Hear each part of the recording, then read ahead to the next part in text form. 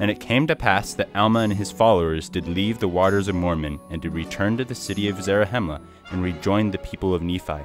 And King Mosiah granted unto Alma that he might establish churches throughout all the land, and gave him power to ordain priests and teachers over every church. And whoso was desirous to take upon them the name of Christ, they did join the churches of God, and the Lord did pour out his Spirit upon them, and they were blessed, and prospered in the land.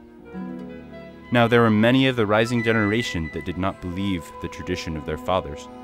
Now the sons of King Mosiah were numbered among the unbelievers, and also one of the sons of Alma was numbered among them, he being called Alma after his father. Nevertheless, he became a very wicked and idolatrous man. Alma, can you believe the stories your father is telling these people?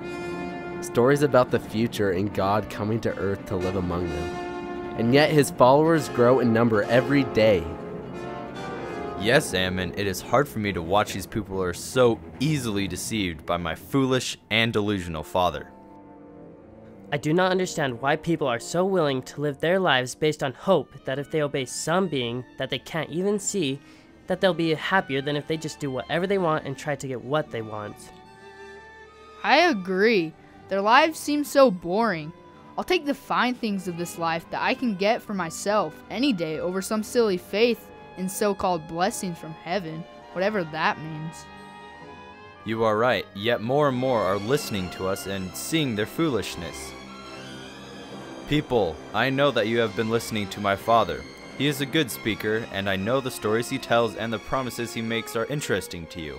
If they were true, I also may be interested in some of the things that he says. Sir, tell me the blessing this God promised to you when he spoke to you. He has not spoken to me. Oh, he has not. Then what did God say when he spoke to you? He has not spoken to me either.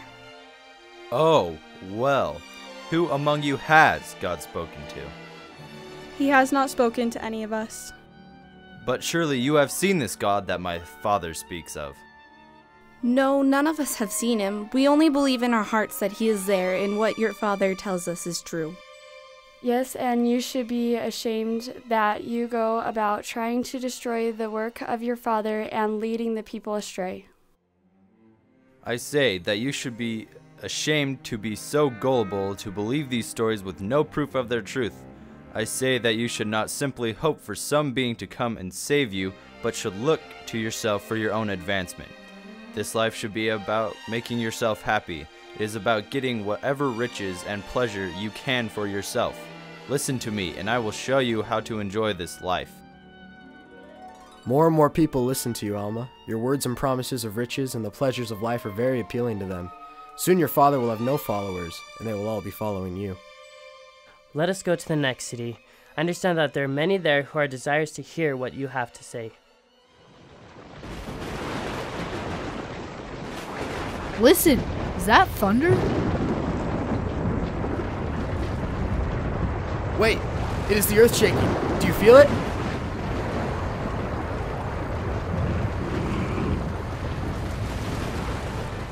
Alma, arise and stand forth, for why persecutest thou the church of God? Behold, the Lord hath heard the prayers of his people, and also the prayers of his servant, Alma, who is thy father. For he has prayed with much faith concerning thee. Therefore, for this purpose I have come to convince thee of the power and authority of God, that the prayers of his servants might be answered according to their faith. Can ye dispute the power of God? For behold, doth not my voice shake the earth? And can ye not also behold me before you? And I am sent from God. Now I say unto thee, Alma, even if thou wilt of thyself be cast off, go thy way, and seek to destroy the church no more, that the prayers of the people might be answered.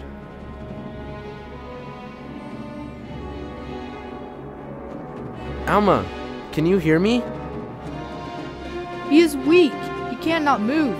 You must take him to his father. Quickly, come and help me.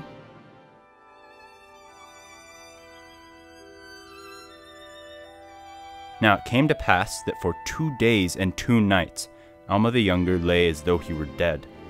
And when he awoke, he bid the people to be of good comfort, saying that he had repented of his sins and been born of God.